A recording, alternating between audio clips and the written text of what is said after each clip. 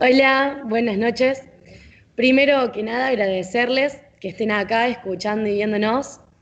Y bueno, contarles que mi nombre es Renata Mariani Molinetti, tengo 17 años, estoy cursando el último año de secundaria, haciendo el ingreso para la universidad. Milito en la Federación de Estudiantes Secundarios de Villa María, en el Consejo Deliberante Estudiantil y en el Consejo Provincial Adolescente de Córdoba, que está vigente hace ya desde el año pasado.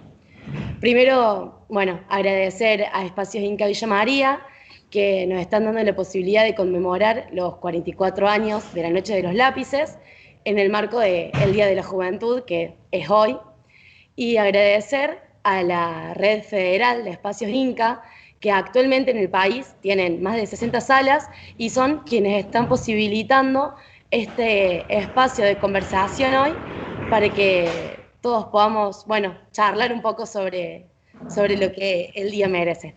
Así que los dejo con mi compañero. Nos vemos, buenas noches.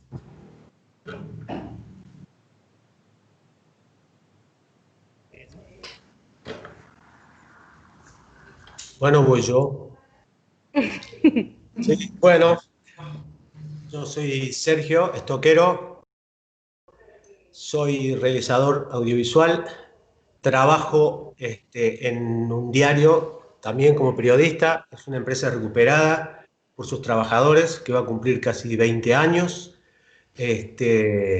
Somos el primer diario recuperado del país, así que comparto la realización audiovisual con el periodismo.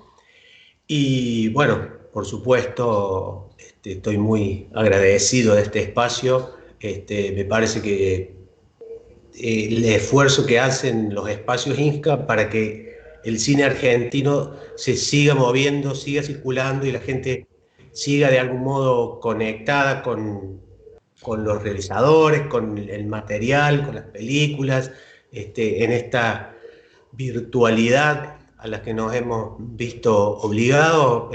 Creo que es, por supuesto, muy encomiable.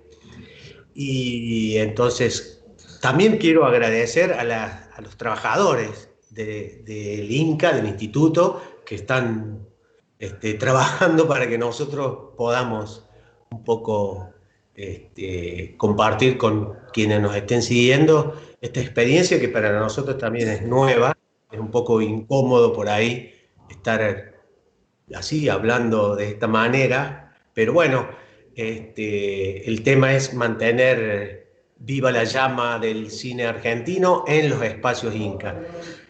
Así que, bueno, vamos a darle paso para que se sigan presentando los demás y en un ratito empezamos a charlar. Dale. Bueno, mi nombre es Virna Molina, soy directora de la película Sinfonía para Ana, realizadora, documentalista, realizadora integral, como me gusta decir a mí. En principio, nada, agradecer a los espacios Inca por esta idea genial de encuentro virtual, de mantener vivo el espacio de la exhibición en esta instancia que es el aislamiento que nos obliga el COVID. Y de alguna manera mantener vivo como el circuito, ¿no? Espectador, películas, cineastas.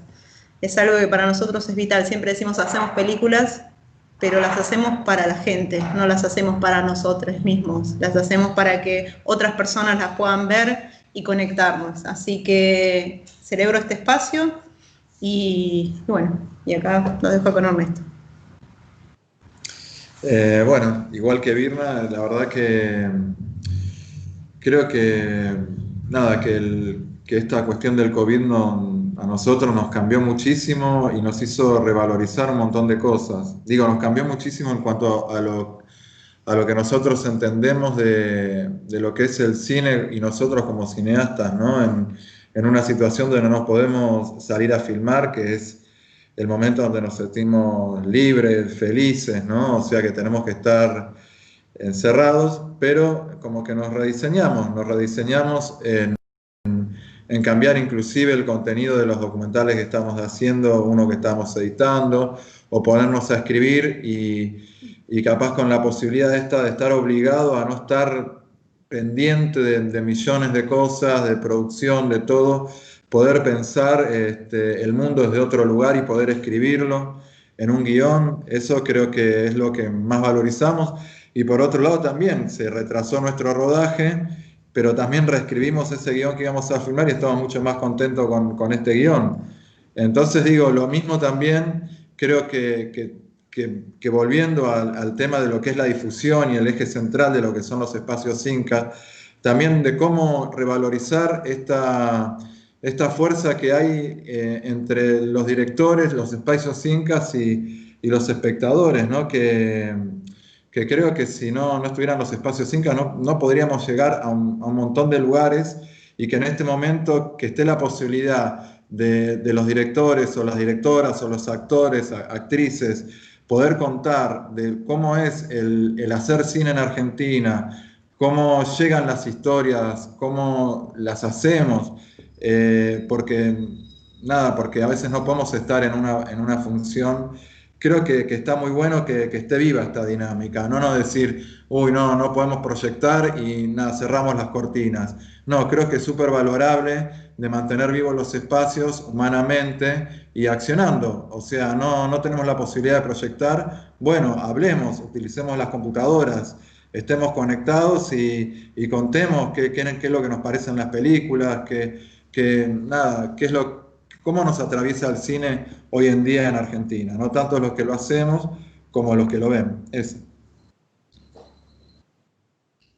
Bueno, muy buenas noches a todos. Mi nombre es Lucas Delfino, soy presidente de la Federación de Estudiantes Secundarios de la ciudad de Villa María, en la provincia de Córdoba.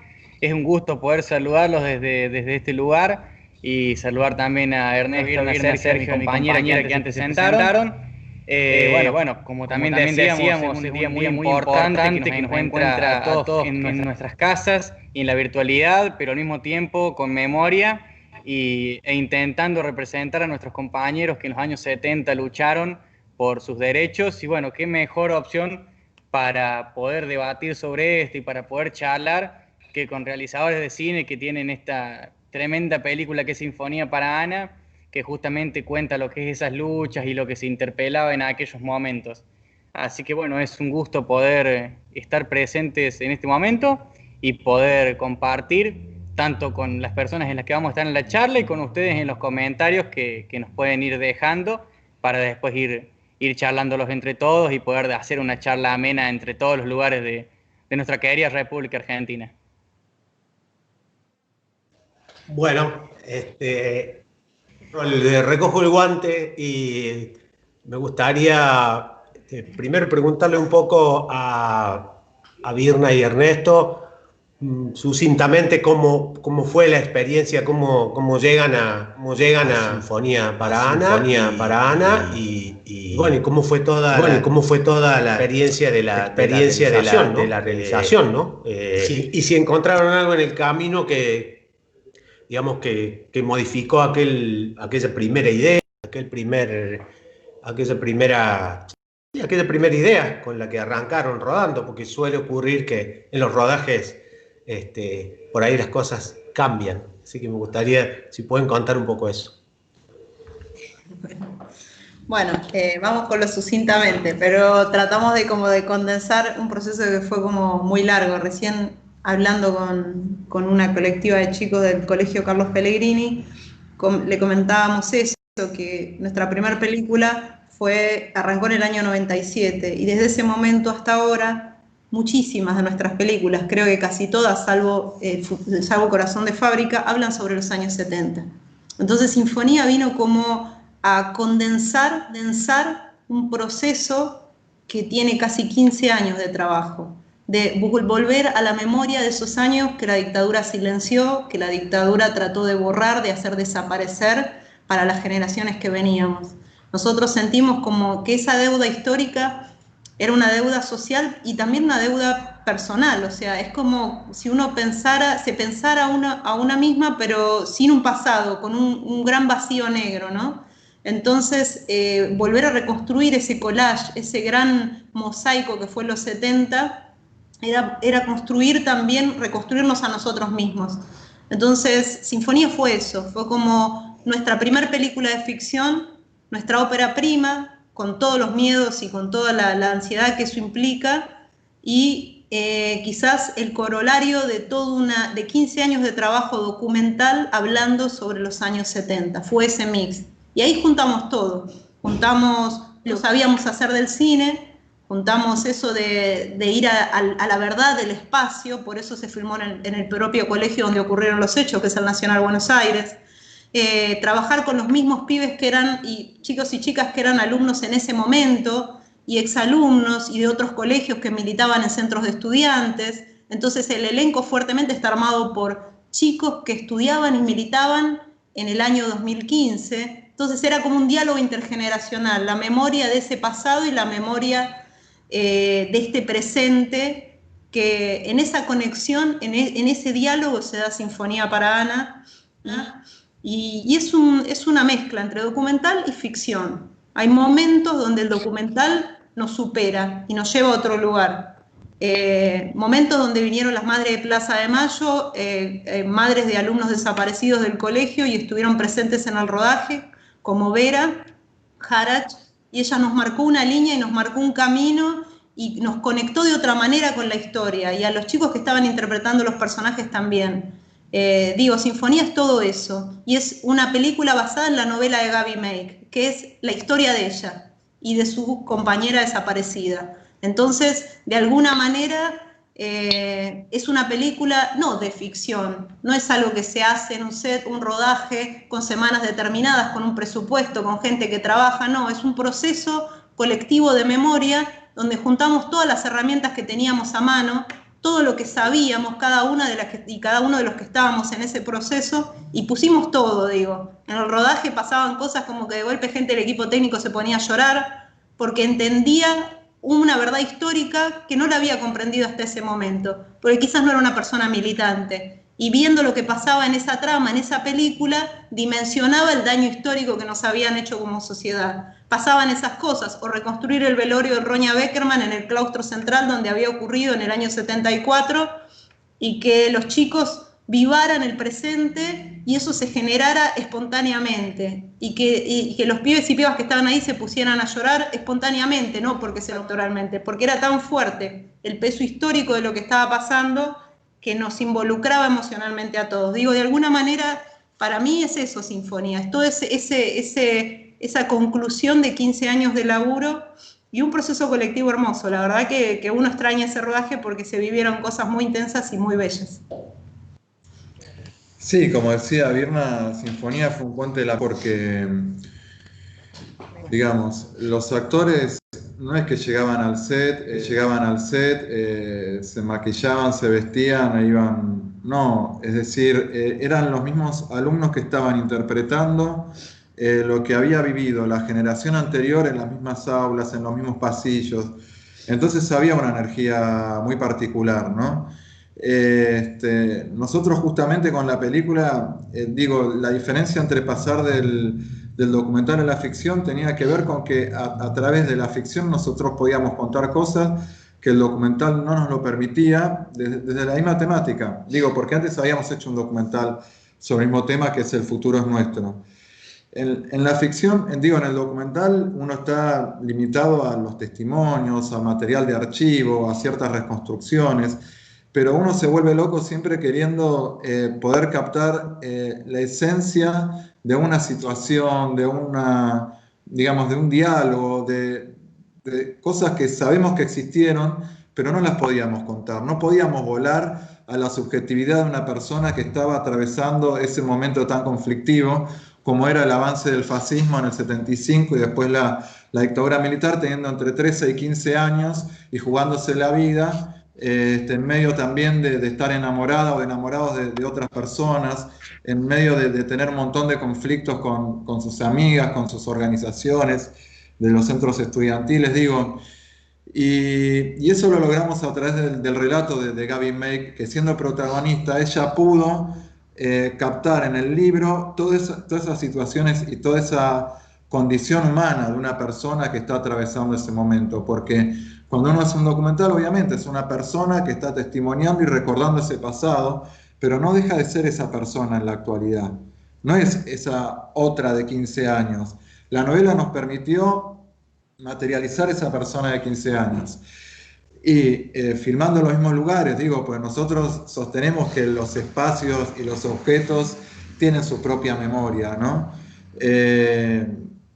Yo creo que Sinfonía es eso, como decía Virna. Y hay una estética de la película, que es la que mantuvimos en el rodaje, una estética muy particular, que no era que filmábamos con una cámara sola, respetando un plan sistemático ya prescrito antes, ¿no? Sino que llegamos al momento del set de la filmación y teníamos una cámara, Virna, y nosotros, mientras los actores reconstruían la escena, nosotros nos incorporamos invisibilizados, ¿no? a esa situación y la captamos en forma documental. Entonces, era volver a ese sueño que teníamos nosotros de poder viajar con nuestras cámaras en un túnel del tiempo y poder filmar esas situaciones que no nos permitió. Y creo que el cine es eso, poder romper la barrera entre el tiempo y el espacio, que es la magia que tiene, y nada, y la disfrutamos en ese rodaje de Sinfonía, pudiendo captar eso desde ese lugar, ¿no? Pero bueno, por eso digo que fue una cosa muy especial, no fue solamente hacer una película, sino que había una carga muy fuerte, porque los personajes a quienes estaban representando los actores eran reales y a la vez los actores también eran estudiantes del mismo colegio y que si ellos hubieran vivido en los años 70, capaz hubieran tenido una realidad muy parecida a lo de los chicos que vivieron esos años. Y justamente la película tiene muchas improvisaciones, ¿no? Y había como un juego, casi como un biodrama que se dice en teatro, de que la misma persona, el mismo actor, improvisaba diálogos como si fuera el personaje. Digo, hay una escena en la escalera donde los chicos dialogan, y entonces tenemos por un lado la tensión del drama narrativo, de la estructura que van pasando cosas en la película, y por otro lado todo ese background que parece que uno está viendo un documental y a la vez es una ficción, porque justamente es eso, trabajar con no actores y con actores e improvisar un montón de situaciones, ¿no? Y en los espacios reales y con cámaras documentales. Esa es un poco la química. Me gustaría consultarlo a Lucas y a ver qué, digamos, desde la perspectiva de hoy, 44 años para acá, adolescentes, más o menos de la misma edad, o sea, cómo vivieron, cómo vivieron la película, cómo la vieron, ustedes que son militantes también, ¿no? Entonces, digamos, cuál fue el abordaje y que aprovechen que tienen directores de Sinfonía para conversar con ellos y preguntarles cosas a ellos, ¿no? A mí justamente mientras los escuchaba me surgían un montón de preguntas y un montón de cosas, como ellos contaban, de poder ir al espacio donde los chicos militaban, poder encontrarse con las memorias de esos edificios y de los mismos chicos que lo pudieron actuar y esas cosas. Y bueno, yo creo que comparar la militancia de aquellas épocas con esta sería algo medio insólito porque no son totalmente diferentes y una mirada diferente a lo que se dirigían antes y a lo que nos podemos dirigir ahora por todo este tiempo, estos 44 años que se encargaron de desestabilizar la militancia estudiantil, de dejar de permitir que los jóvenes piensen. O sea, ya hoy en día la palabra militancia y el poder trasladar a los chicos a eso, al lugar de la política, es muy complicado, y porque justamente tienen ese estereotipo de que militar es algo malo. Y bueno, o sea, pensando y viendo la película, que obviamente, confieso, me trajo muchas emociones, porque ver una película con este relato y estas historias realmente es emocionante, porque es increíble que eso haya pasado en nuestro país, que una dictadura haya podido hacer eso con jóvenes que no llegaban a los 18 años. Entonces es realmente una locura. Y abro también el paso a hacerle la pregunta de cómo se sintieron ustedes grabando la película en estos lugares, recordando aquellas épocas, quizá también recordando parte de lo que fue la dictadura, ¿no? ¿Cómo los interpeló a ustedes? ¿Qué sintieron en ese momento? Y cuando terminaron de realizar la película y pudieron ver el fruto final, ¿cómo se sintieron? Sí, yo creo que fue fuerte porque nosotros estábamos acostumbrados a ir hacia lugares muy fuertes de la memoria, ¿no? Y haber estado haciendo documentales y de golpe cosas fuertes como abrir una caja que estaba cerrada durante 40 años con fotos, por ejemplo, que pertenecían a Raimundo Gleiser, que fue la primera película que hicimos, que es un cineasta desaparecido por la dictadura militar, y encontrarte frente a una caja llena de latas de películas y abrirlas y empezar a ver esas películas o esos fragmentos de películas que había dejado Raimundo exactamente ahí 40 años antes o 30 años antes, cuando yo la fui a abrir, era ya un shock tremendo, era un trabajo casi arqueológico. Entonces, digo, eso ya lo veníamos viviendo. Lo interesante acá en Sinfonía yo creo que fue el proceso colectivo. Antes éramos siempre nosotros dos solos con la camarita, yendo acá, allá, a los archivos, viendo, encontrándonos con esa historia, transitando los pasillos de esos archivos, de los diarios, volviendo con los diarios de la masacre de Trelew. Digo, acá pasaba otra cosa, acá éramos un grupo muy grande, todos juntos, haciendo un proceso colectivo de memoria. Y eso para mí es lo que me marcó de Sinfonía. Eso fue lo fuerte. Ver a las pibas y a los pibes chiquitos reconstruyendo momentos históricos durísimos, muy tristes y a la vez también muy hermosos, las dos cosas. Por ejemplo, cuando filmamos la escena de Ana y de Isa, que están en la Plaza de Mayo escuchando el discurso de Perón, el último discurso de Perón, en realidad ese día fue el último discurso de Cristina.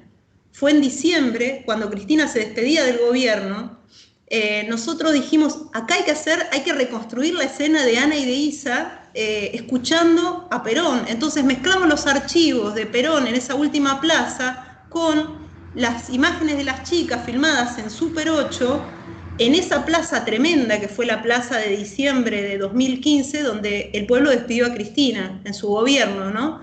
Entonces, esas fueron cosas, para mí ese momento fue tremendo, y haberlo vivido de conjunto con las chicas, con Isa, que es nuestra hija, que es la protagonista de la película, habernos quedado en el medio de la plaza porque nos quedamos en la zona de la pirámide y ya no podíamos salir y quedamos atrapados ahí, y fue maravilloso escuchar ese sonido de la masa vivando, o sea, eso era como que había una conexión tan fuerte, eso fue Sinfonía Paraná para mí. Fue conectar esas dos realidades. Y yo creo que tiene mucho que ver la militancia de hoy con la militancia de los 70 también. No creo que tenga tanta diferencia.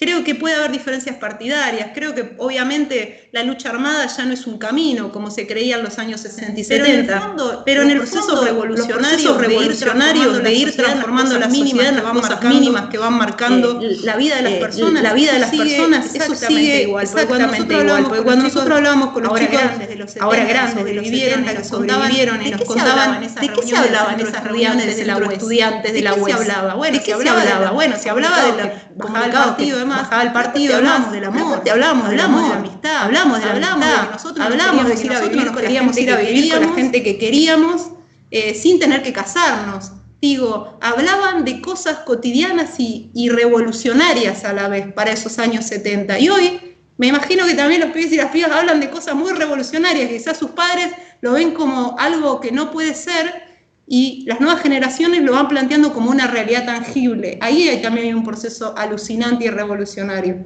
Digo, un poco eso de Sinfonía, ¿no? Sí. Como decía Virna recién, que hacía referencia a lo diferente que pueden ser las militancias en cuanto a partidos políticos, en cuanto a cómo hacemos la lucha nosotros. Creo que está bueno destacar que capaz hoy nosotros militamos, pero no desde un punto de política partidaria, sino que militamos en el sentido de decir, nosotros queremos una educación sexual integral en todas las escuelas, luchamos por la diversidad de géneros, por la discriminación, tenemos como distintas banderas y probablemente distintas formas de defender las banderas que sentimos que nos identifican, ¿no? Porque hoy, entre la cantidad de jóvenes, es como muy notorio la forma en que los jóvenes se vuelven como el problema. Siempre se estigmatiza a los jóvenes, los que siempre generan el conflicto somos nosotros, porque nos gusta esto, porque nos gusta aquello, o porque somos quienes tienen que hacer el sacrificio de alguna forma para que la sociedad dé un paso a la modernización. Yo cuando converso con mi familia digo, es difícil ver que una generación tenga que sufrirlo, tenga que decir que se banque la discriminación, que se banque los golpes de la sociedad, pero también sin ese sacrificio, el día de mañana la sociedad no va a poder ser distinta, no va a poder aceptar la diversidad de género, no va a poder decir, en esto estábamos equivocados, podemos dar un paso y decir, mejoramos, ¿no? Porque hoy con mis compañeros de los distintos espacios compartimos un montón de ideas, y no solamente en cuanto a política o con otros temas, ¿no? Sino de decir nosotros qué queremos, de qué forma queremos lograr esto.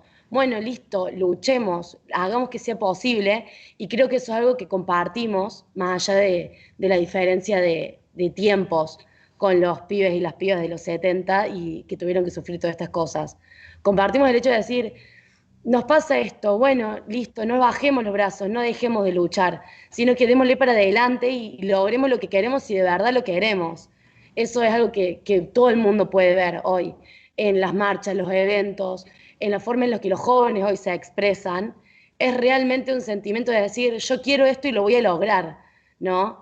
Obviamente que no es lo único de lo que hablamos, como recién decía Virna, obviamente tenemos nuestras ideas revolucionarias, nuestras ideas propias, nuestros pensamientos, pero creo que si algo que nos une es el de decir, queremos esto y vamos a luchar por conseguirlo.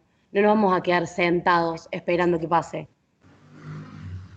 Sí, bueno, ahí, digamos, como que a mí me parece que hay puntos que son sustanciales para el tema de la militancia y que hace que sea parecida la militancia de hoy a la militancia de los 70, y es que por un lado el compromiso y por otro lado el interpelar lo establecido. Digamos, son básicamente los dos elementos que hacen que le dan, que son como la brasa de la militancia. Después se canaliza, en aquel momento se canalizaba o por la lucha armada o por la militancia partidaria. Hoy sí, está más por la cuestión de género, pero digo, a ver, basta ver la marea verde, o sea, los pañuelos verdes, o ver los encuentros de mujeres y wow, decir, pucha, cuánta fuerza que hay ahí, así que, digamos, me parece. Y bueno, y el cine también es como una suerte de militancia, son como lugares distintos de militancia, digamos, y cada con la herramienta que tiene. Ustedes han hecho siempre un cine militante, digamos, yo los conocí con Raimundo y bueno, han seguido esa senda, digamos, casi tomando la posta, digamos, porque Gleiser era no solamente él, digamos, pero sí como herramienta, ¿no? Así que, bueno, estaría bueno un poco también reflexionar sobre eso y cuál sería el rol hoy del cineasta, o cómo lo ven desde el lugar del realizador. Bueno, en un momento en el que de algún modo con la tecnología todos somos un poco realizadores, digamos, todos podemos contar cumpleaños o podemos contar un viaje, digamos, entonces, ¿cuál es la vuelta de tuerca que tenemos que encontrar como realizadores? No sé si lo tienen muy masticado o no, pero o cuál es la vuelta de tuerca que están buscando ustedes como realizadores. Sí, yo creo que digamos que la militancia no es propiedad de una organización o de muchas organizaciones o del hecho de militar en una organización, como tampoco a veces la juventud es propiedad de la edad, ¿no? O sea, yo creo que cuando uno atraviesa un montón de espacios, quizás de oficio, profesionales, ya sea el cine, la radio, la arquitectura, la abogacía, la medicina, hay, digamos, como normas preestablecidas o como condiciones o dogmas, para llamarlo de alguna manera, que parecen que son inamovibles, ¿no?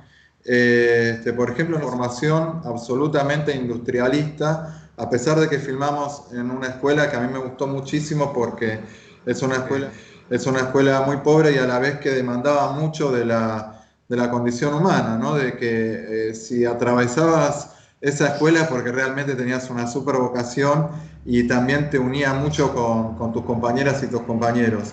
Pero digo, después yo lo estoy viendo también con colegas o con amigos de cine que te dicen que las cosas son de alguna manera, que se filma de alguna manera, que se produce de esta manera, porque la fórmula del éxito, porque la cantidad de espectadores, porque la recuperación económica.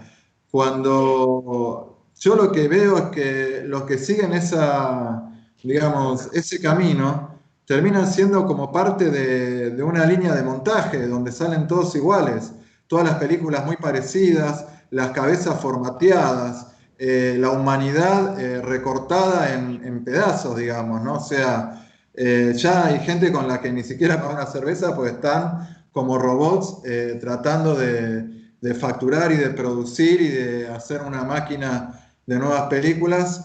Y digo, no nos tenemos que olvidar que el cine, como las otras áreas, también tienen un valor artístico y de renovación que siempre tiene que estar encendido, ¿no? Digo, el tema de por qué y para qué hacer cine, de por qué nosotros estamos haciendo esto, creo que es lo que nos hizo replantearnos esa primera película que fue Raimundo, y en donde nosotros nos encontramos que hay un valor que es, digamos, un valor humano muy fuerte, que es lo que provoca una película en los espectadores y que la mantienen viva y que los transforma y que los apasiona y que les toca el corazón y a la vez les hace ver el mundo y cuestionarse el mundo.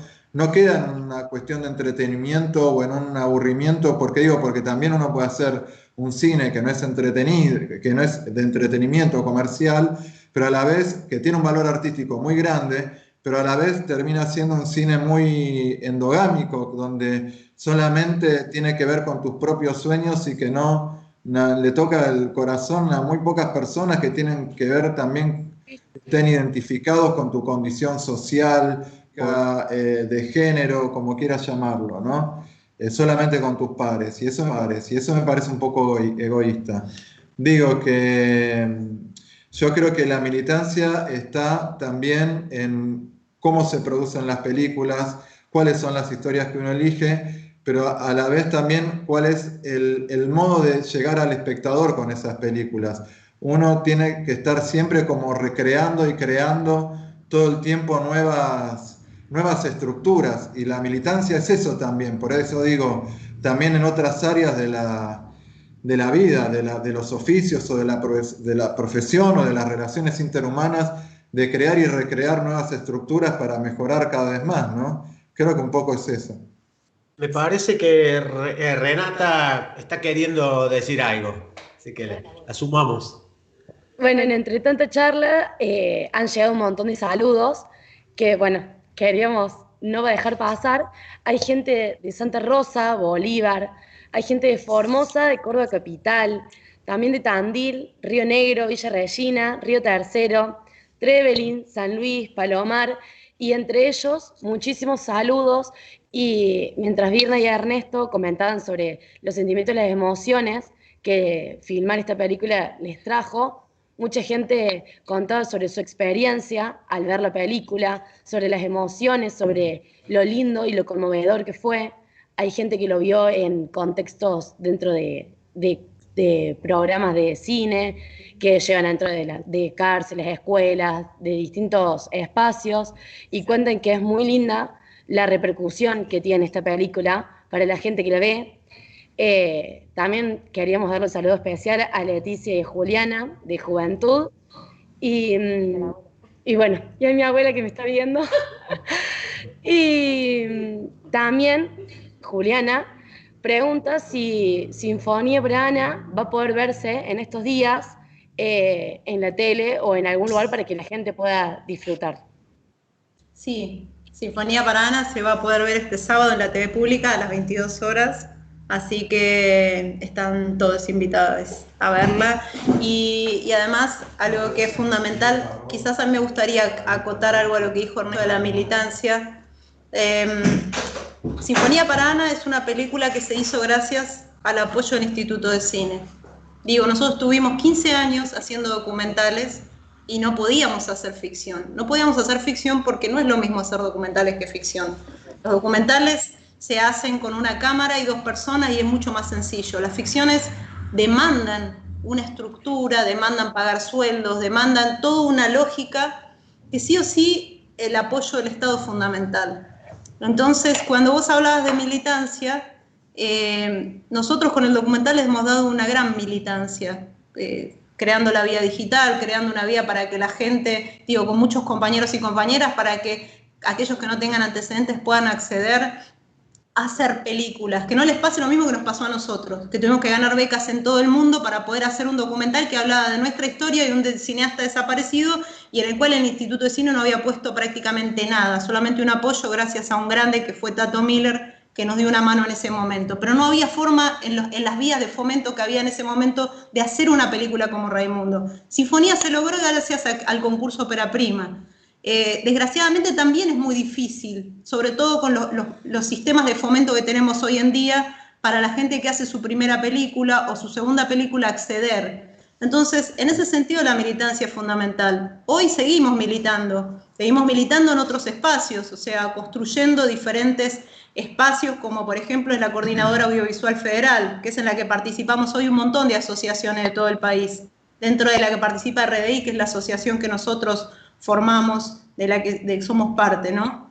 Y en ese sentido, nada, me parece que lo clave es justamente pensar que esas películas que nos pueden conmover, gustar o no gustar, existen gracias a que hay una ley de cine y que hay un colectivo de cineastas, exhibidores, distribuidores, productores, técnicos de todo el país, que hacen posible toda esa maquinaria increíble que genera un montón de trabajo y que genera un montón de productos culturales. Entonces, en la medida que nosotros querramos tener más diversidad, más variedad, más formas, más películas que nos representen en el mundo, que nos conmuevan, que le podamos mostrar a nuestros hijos y a nuestras hijas y decir, así fue mi infancia, mi adolescencia, tenemos que tener justamente una política fuerte del fomento del Estado. Y es muy triste cuando uno ve las campañas que se hacen públicamente para desprestigiar al cine nacional, porque son décadas de trabajo de un montón de personas que han logrado construir algo que muy pocos países del mundo tienen, una cinematografía. Y como decía Patricio Guzmán, un país sin documentales es como una familia sin álbum de fotos. Y yo diría, no solo sin documentales, sin películas. Todas las películas construyen nuestra memoria colectiva. Entonces, en ese sentido, es clave utilizar las políticas de fomento y, sobre todo, agrandar de lo que es el fomento, el financiamiento, que con la pandemia y con la crisis que estamos viviendo y con el cierre de las salas, por el aislamiento lógico que implica este virus, hace que nuestro cine cada vez tenga menos fondos. Entonces necesitamos que esos grandes pulpos que son las plataformas digitales que hoy facturan millones de dólares gracias a todos los usuarios, tributen a ese fondo de fomento. Eso es clave. Y eso es militancia hoy. Eso significa diversidad en el cine. Eso significa tener en un futuro una red espacio-cinca más amplia, más nutrida, con más títulos. Todo eso significa, eso es la militancia hoy del cine, digamos. Y acompañado de lo que dice Ernesto, que es una militancia personal, ¿no? De reflexionar todos los días sobre el cine que tenemos que hacer, sin lugar a duda. Eso es algo existencial casi. Pero lo otro es la militancia colectiva. Las dos cosas para mí se combinan y se equilibran y nos llevan a buen puerto como país y como colectivo audiovisual, ¿no? ¿Cómo te parece, Mirna, que le podemos acercar? Porque claramente estás de acuerdo con el impuesto a las plataformas, digamos. Yo también, digamos, como realizador, pero ¿cómo te parece que lo podemos transmitir? Que le podemos transmitir al público que es necesario que plataformas como Netflix, como Amazon, que son monstruos, digamos, que te llegan a tu casa, por un dinero que quizá la mayoría de la gente pueda pagar, pero digo, y que ganan fortunas. ¿Cómo te parece que le podemos hacer entender a la gente, al público en general, que tiene que acompañar eso, que es un impuesto que realmente vale la pena y es justísimo? Sí, mira, nosotros, bueno, desde CAF armamos videos que somos muy pedagógicos, interesantes, pero para que tengan una idea, el cine, o sea, principalmente las películas se hacen gracias a un fondo de fomento donde parte del impuesto del IVA, o sea, un impuesto de las salas de cine, que es el 10%, va a parar a este fondo de fomento para seguir produciendo. Genera trabajo, genera más IVA y genera más riquezas al país. No es plata muerta, es plata activa. O sea, esa es la diferencia, ¿no? ¿Para qué querés tener plata en el banco si hay gente que no tiene trabajo? La plata tiene que estar activa, generando más trabajo, más riquezas, más distribución. Cuando vos tenés plataformas como Netflix, Amazon y Movie, muchas otras, que está genial que existan y que la gente tenga diversidad y variedad. Está buenísimo que las millonarias facturaciones que tienen mensuales, que ojalá todos los usuarios supieran con números reales de los millones de dólares que facturan por mes, parte de eso es como si fuera una sala de cine. O sea, las películas dejaron de pasarse como se pasaban antes en las salas de cine, porque antes en los cines vos ibas a ver una película no una vez, las ibas a ver 10 veces, porque no tenías televisión, no tenías videoclub, entonces si te gustaba una película, quizás ibas 10 veces al cine a verla. Entonces, ¿qué pasó? Después aparecieron los videoclubs, se le puso el impuesto a los videoclubs porque las películas no solo se veían en el cine, también se veían en los videoclubs. Después la televisión pasaba las películas, bárbaro, entonces la televisión también tributaba un porcentaje. Hoy las plataformas también pasan las películas. Creo que es una de las ventanas más importantes a través de las cuales vemos películas. Entonces, deben de alguna manera devolver un poquitito a ese fondo de fomento para que las películas argentinas sigan haciéndose en variedad, y aquellos que dicen que las películas argentinas no les gustan o no sé qué, abiertas para hacer películas, para estudiar cine y hacer películas. Qué maravilloso poder contar historias y poder hacer películas, porque si no podemos contar nuestras propias historias y vienen de afuera a contarnos las historias, que tenemos que escuchar. Qué triste nuestra soberanía y qué triste nuestra condición de patria. Entonces, en ese sentido, aquellos patriotas que tanto les gusta salir con las banderas a la calle, estaría muy bueno que consideren el concepto de patria y entiendan que en esa construcción colectiva necesitamos tener valores culturales como son las series, las películas, las narrativas propias, contarnos lo que nos pasa, ¿no? Creo que el cine argentino tiene cosas maravillosas, cineastas maravillosos a lo largo de toda nuestra historia y tenemos muchísimos más por venir. Yo apuesto siempre al futuro. Hay muchísimos jóvenes, muchas chicas y chicos que están estudiando cine que son potenciales cineastas y a ellos y por ellos militamos en el cine hoy, no por nosotros, sino por los que van a venir, justamente. Ahí justo que escuchaba a Virna hablar, tenemos un video para que habla justamente de esto sobre el impuesto a las OTT y demás que les queremos compartir, así ven y ya más la explicación de Virna, más el video, queda clara la imagen sobre eso y la campaña que se está llevando a cabo justamente para este tema. El cine nacional está en peligro. Directores, directoras, guionistas, productores, productoras, actores, actrices, directores y directoras de fotografía, Directoras y directores de arte, de casting, sonidistas, montajistas, vestuaristas, eléctricos y eléctricas, asistentes, cocineros y cocineras, locadores y locadoras, contadoras y contadores, abogadas y abogados, exhibidores y exhibidoras, distribuidores y distribuidoras. Esta industria genera directa e indirectamente más de 27.000 puestos de trabajo, con alrededor de 260 películas al año. ¿Cómo? A través del Fondo de Fomento Cinematográfico. VHS. ¿DVD? Ahora accedemos a los contenidos en plataformas de streaming. Proponemos que una parte de lo que ya pagamos a las plataformas y servicios digitales vuelva a la producción de cine nacional y se distribuya de manera federal y con cupo de género. El cine genera trabajo. Cuidemos nuestro cine.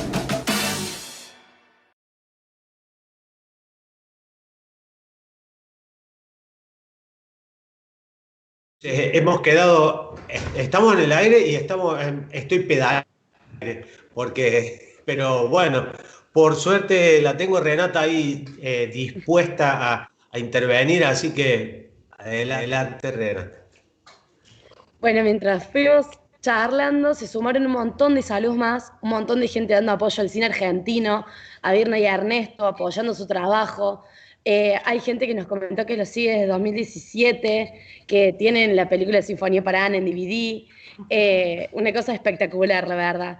Queremos no olvidarnos de dar saludos a la Asamblea Permanente de los Derechos Humanos. También se sumó gente de Hernando, de Varela, zona sur, y hay un comentario de una profesora que hablaba sobre su película, Sinfonía para Ana, comentando que se la recomienda a sus alumnos y también a compañeras y compañeros que tienen Colombia. Así que bueno, sabemos que Sinfonía para Ana trasciende las fronteras de Argentina. Sí. Buenísimo. Es que sí, y eso es un trabajo que yo creo que hacen todas las salas de todos los espacios ICA del país. Y bueno, yo tengo como referente nada la de Villa María, pero se milita mucho el cine argentino y a un precio accesible, y creo que ha logrado tener digamos, un público como bastante habitué. O sea, yo no he visto nunca una sala vacía, siempre veo gente, entonces creo que está muy bueno eso. Y pienso que es la manera de que se conozca, igual que Inca TV o Cinear, o Canal Encuentro, o digamos, porque creo que lo hablaba un poco el otro día, hay muchos realizadores en todas las provincias,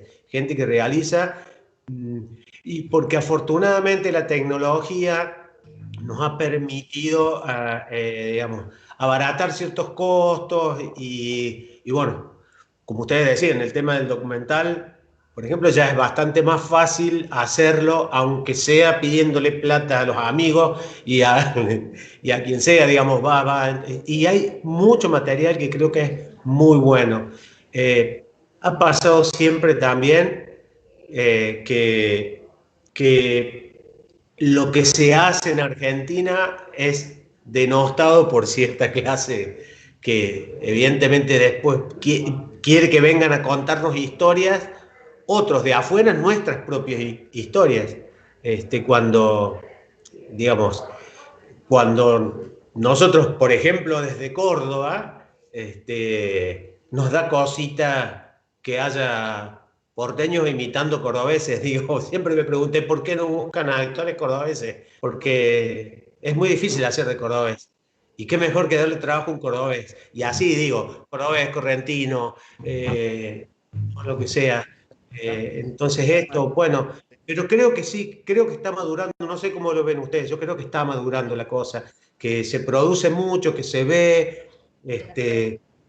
Ahora venimos de 4 años de medio de un parate, pero creo que post pandemia se va a volver a poner en marcha, porque se había generado una cosa linda, con contenidos, veía contenido de todo tipo. Bueno, después la gente elige, digamos. Hay buen cine y mal cine en todos lados. Hay mal cine en Francia, hay mal cine en Estados Unidos, hay producciones que, bueno, te explicas la cantidad de plata que gastaron para hacer eso en Estados Unidos, digamos. O sea que es cuestión de habituar al público, a que vea cine argentino. No sé qué, acá lo tengo a Lucas que me está pidiendo pido para entrar en la conversación, así que adelante. Sí, ahí justo Sergio te escuchaba que hablamos de cine internacional y cine de todos lados. Y bueno, ya que estamos, hablemos de cine de Villa María y vos como productor de cine de acá, venimos con un homenaje, digamos, como para hacerte, que fue la entrevista que te hizo el Espacio Inca, la cual, bueno, está para las personas que nos están viendo, está colgada en YouTube para que la puedan ver completa, pero aprovechamos este momento de paso, ya que estamos con vos en esta charla, para pasar el adelanto y que la gente vaya conociendo y se entusiasme para después verla completa. Soy villamariense y eso ha impactado mucho en mi cine. En mi cine y en general en casi toda mi obra, porque siempre he estado hablando de mi ciudad. Es donde yo encuentro, aún en otros lugares y aún habiendo tenido la posibilidad de viajar y de trabajar afuera inclusive, siempre estuve contando historias de acá, aun cuando no tenían un espacio concreto, siempre eran anécdotas de acá, caras de acá, esquinas de acá, el río de acá. Entonces eso me di cuenta viviendo en otra ciudad, que cada vez que escribía la referencia era a alguien de Villa María o alguna historia que había escuchado.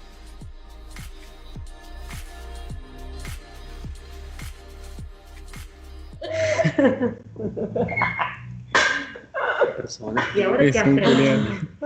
Vamos con el adelanto allí. Mira, acá Juliana dice: habrá una selección de 15 producciones sonoras de nuestro cine argentino. Disponible desde hoy. Bueno, decir que este ciclo lo vamos a tener. Bueno, este ciclo viene ya haciéndose con otros realizadores y va a seguir. Así que bueno, ya que estamos de paso, agradezco a Virna, a Ernesto, a Sergio, que estuvieron acá con nosotros presentes charlando. Nos dieron también este espacio de la juventud para también hablar sobre nuestra historia, sobre la gente que nos precedió y por la cual nosotros hoy tenemos todas las ganas y toda la fortuna de seguir militando y seguir trabajando por nuestros derechos. Y bueno, la próxima presentación de este ciclo que se viene haciendo es en una sala de cine de Bolívar. Así que bueno, también los invitamos a participar de esa proyección. En parte, bueno, yo les dejé mi agradecimiento, les cedo la palabra a ustedes por si quieren decir algo. Sí. ¿A ustedes quiénes? A todos. A cualquiera de los tres. Bueno, que hablen los invitados de Buenos Aires. Bueno, ojalá que en un futuro ya podamos borrar las barreras, pero existentes. Digo, está buenísimo la diversidad, el apostar a eso, ¿no? A mí tengo la mitad de la familia en la Patagonia, la otra mitad acá en la ciudad de Buenos Aires. Para mí es eso, es todo un mix. Otra parte en Córdoba, digo, así nos vamos construyendo la identidad. Pero más allá de eso, a mí creo que en lo personal me interesaría resaltar sobre todo la labor de los espacios Inca. Yo pienso a futuro qué va a pasar con el cine, ¿no? Después de esta gran pandemia, después de las salas cerradas por tanto tiempo, ¿dónde vamos a pasar nuestras películas? ¿Dónde vamos a hacer debates? ¿Dónde vamos a charlar con esos públicos y a enamorarlos para que sigan viendo más cine y sigan creyendo en el cine nacional? En ese sentido me parece que es clave. Y creo que no solo nosotros, los cineastas en general, directores y directoras de todo el país, entendemos esa importancia y sería muy importante que también las autoridades del instituto entiendan la importancia de los espacios Inca y pensemos de conjunto, colectivamente a futuro, cómo vamos a refundar esta gran cadena de espacios Inca en todo el país, porque va a ser duro, porque las salas comerciales van a cerrar muchísimas. Y nosotros tenemos que tener cada vez más espacios para pasar nuestras películas. Entonces, en ese sentido, es como que los cineastas entendimos como parte de la cadena de producción, hacemos la película y el lugar donde esas películas se van a ver. No son solo las plataformas. Las plataformas a mí me parecen fabulosas, pero me dejan una cosa de mucha soledad. Yo termino de ver una serie, una película y estoy en la soledad absoluta. Yo cuando voy a una sala de cine, y sobre todo un espacio Inca, un espacio donde puedo compartir un debate, termino de ver una película y lo que tengo es un espacio colectivo donde me encuentro con la otra persona y empezamos a repensarnos a partir de lo que vimos. Entonces celebro esos espacios y lo entiendo como algo que es esencial para una sociedad nueva que se piense en un sentido diverso, en un sentido moderno, ¿no? Si no, vamos a estar en la soledad total, en el ostracismo del individualismo, y la verdad que eso para mí es parte de un neoliberalismo del pasado que de alguna manera tenemos que dejar atrás. Eso simplemente, y agradecer por este espacio maravilloso. Sí, yo para cerrar, nada, que hoy, cumpliéndose el 16 de septiembre, me acuerdo que una de las películas que más me marcó, digamos, cuando tenía 14 años, la necesidad de hacer cine, fue La Noche de los Lápices, ¿no? Me marcó más allá de la película y de la historia que me estaba contando, el hecho mismo de la proyección. Verlo en una sala con 1000 personas, donde mientras vos veías cómo la iglesia colaboraba con la represión, cómo los milicos tenían impunidad, cómo esos chicos estaban viviendo lo peor que puede vivir un ser humano, la gente se levantaba, gritaba, o había familiares o personas que habían vivido ese momento y a partir de la película sintieron la necesidad de contar sus experiencias en un cine comercial, hablo, no era una función de cineclub. Y yo como chico de 14 años, yendo a un colegio católico que ni siquiera podía pensar en un centro de estudiantes, en que nada, me cambió el mundo, pero me cambió el mundo no la película, sino el hecho mismo de la proyección. Entonces para mí eso creo que es un santuario del acto colectivo de donde termina una película. No dejemos que lo mate la televisión o que lo mate las plataformas, que sí, para los cineastas es una solución porque de repente hay 1 millón de personas mirando tu película, pero esa situación humana, nada, es como tener una novia por internet, no sé, no existe medio, ¿no? Bueno, esto es lo mismo, creo. Sí, yo trato de acompañar mucho mis pelis porque esto se hace así, y aún en festivales he tenido la experiencia de que la gente se queda. Yo, por ejemplo, con Barquito de Papel, que cuenta un poco la experiencia del diario y básicamente de la relación que tiene el diario con la comunidad. Bueno, después la gente se ha quedado más de lo que dura la película preguntándome cosas sobre cómo es el funcionamiento de la cooperativa. O sea, yo creo que hay necesidad también de estar en contacto con los realizadores y es buenísimo esto de acompañar las pelis. Así que yo me permito tener esperanza. Me permito pensar que sí, que el mismo público va a pedir el encuentro. Pero le doy el pase a Renata, ansioso por decir no sé qué. Bueno, para ir cerrando, primero yo también apoyo las plataformas y todo, pero aguanten los espacios Inca, que principalmente fueron lo que nos trajeron acá a este encuentro y a conocer personas tan impresionantes como lo son ustedes y los compañeros que tenemos acá. Así que nada, agradecer el espacio, agradecer a la cantidad de gente que nos vio y que estuvo acá presente, bancándonos y escuchando todo lo lindo que teníamos para decir. Y bueno, para que no se pongan celosas, saludando a mi tía y a mi familia, que sé que me está viendo. Y nada, un beso grande, un saludo y la verdad un honor haberlos conocido, haber podido tener una conversación tan linda y tan agradable con ustedes. Un beso grande. Gracias. Un beso gigante. Bueno, estamos despidiendo. Chao. Y yo le mando un beso a mi mamá, Norma, que está en Mar del Plata sola, en cuarentena y mirándonos también. Bueno, yo no mando besos. Me crié con Clint Eastwood. No puedo andar mandando besos. Bueno, si me permiten, yo no estaba preparado que apareciera, pero bueno, estoy muy agradecida de esta oportunidad de que podamos conmemorar esta fecha de los espacios Inca. Saludar a todos mis compañeros de todo el país y fundamentalmente a aquellos que la están pasando mal en este momento. Un saludo muy grande a Emiliano de Tucumán, a la compañera Nora de Jujuy, que están atravesando una situación complicada con la pandemia, que vamos a salir todos adelante porque estamos todos abrazándolos a las distancias y porque estamos militando también para que el cine sea mejor, sea para todos, para todas, y nos volvemos a ver pronto. Y bueno, aguante esta juventud, estos chicos que tienen muchas ganas de compartir estos espacios culturales, con los que ya nos dijeron que tienen una comisión de cultura y ya me dijeron que tenemos que articular, así que esto va para largo. Nos vemos la semana que viene en el espacio Inca de Bolívar. Saludos inmensos a las compañeras de Bolívar. El miércoles a las 20 horas, aguanten los espacios Inca con los conversatorios con el cine nacional. Muchas gracias. Chao. Chao. Chao.